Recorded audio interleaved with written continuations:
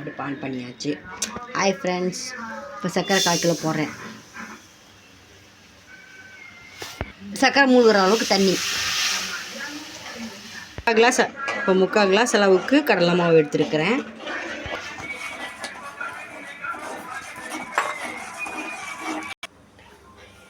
ஒரு டம்ளர் எண்ணெய் எடுத்துருக்கிறேன். இங்கே பாருங்கள், ஒரு டம்ளர் எண்ணெய் எடுக்கிறேன். நீங்கள் நெய் வேணால் சேர்த்திக்கிங்க, கொஞ்சம் சேர்த்திக்கிங்க. இனி ஒரு 1/4 டம்ளர் எண்ணெய் ஊற்றிக்கலாம்.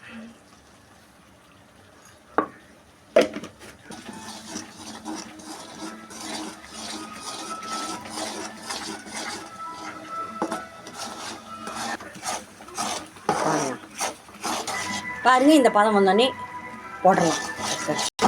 பாருங்கள் எப்படி இருக்குன்னு, தட்டில் போடலாம்.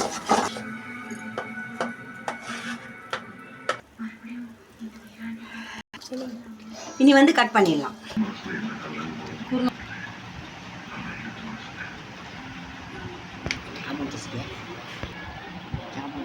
ரெடி ஆகிடுச்சு. உங்களுக்கு இந்த வீடியோ பிடிச்சிருந்தாக்கா லைக் பண்ணுங்கள், கமெண்ட் பண்ணுங்கள், ஷேர் பண்ணுங்கள். தேங்க்யூ.